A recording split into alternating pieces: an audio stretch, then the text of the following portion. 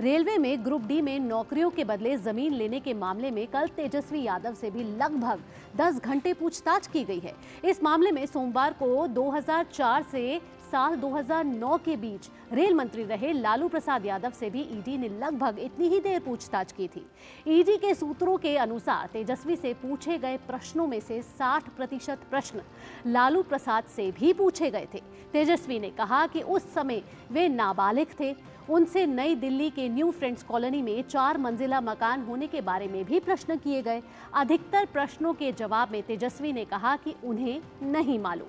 New friends colony के मकान का वर्तमान बाजार मूल्य लगभग 150 करोड़ रुपए का है, जबकि कागजों में इसकी कीमत 4 लाख रुपए दिखाई गई है। पूछताछ के दौरान ईडी के दफ्तर पर राष्ट्रीय जनता दल के कार्यकर्ताओं की भारी भीड़ रही। तेजस्वी के भाई तेज प्रताप यादव और बहन मीसा भारती समेत परिवार के अनेक सदस्य भी ईडी दफ्तर के बाहर मौजूद थे।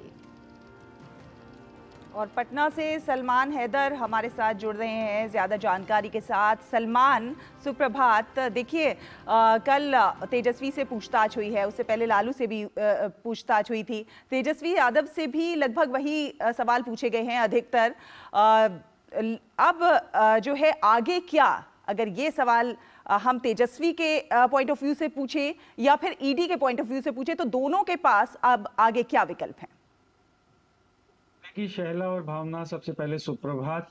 बात यह है कि अभी जो ईडी पूछताछ कर रही है, क्वेश्चनिंग एंड क्रॉस क्वेश्चनिंग कर रही है अलग अलग लोगों को बुला करके, उसका मूल उद्देश्य तो सच उगलवाना है। और जब पुख्ता सबूत इकट्ठा हो जाएंगे ईडी के पास, तो फिर आगे की कार्रवाई वो करेगी। जाहिर है कि उसमें गिरफ्तारियां भी हो सकती हैं और लालू परिवार समेत कुल 17 लोगों के खिलाफ इस मामले में केस बनाया गया है। और जाहिर है कि कल की क्वेश्चनिंग जो थी उसमें तेजस्वी यादव को सलाह भी दी होगी। जाहिर है कि उन्होंने कानूनी सलाह ली होगी, तो हर बात पर वो लगभग ना में ही जवाब दे रहे थे कि मुझे नहीं मालूम, मुझे पता नहीं, मैं तो छोटा था, उस समय बच्चा था। इस तरह की बातें उन्होंने की हैं।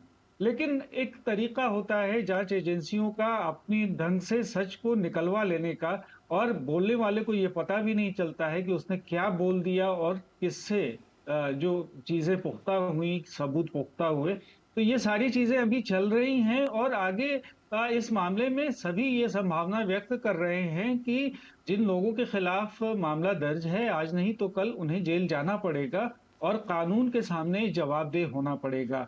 जो सुशील मोदी, जिन्होंने ये मामला पहली बार उठाया था और लगातार प्रेस कॉन्फ्रेंसेस करके बिहार में और दिल्ली में इस मामले को उठाया था, उन्होंने भी कहा कि कानून का जो अपनी कानूनी प्रक्रिया है वो चलेगी और कानून से बचने का कोई रास्ता नहीं होता है। अगर आपने गलत किया है तो उसके लिए आपको जवाबदेह होना है, चाहे आप किसी भी राजनीतिक दल से, राजनीतिक प्रतिष्ठा वाले पद पर हों या किसी भी बड़े परिवार से आते हों।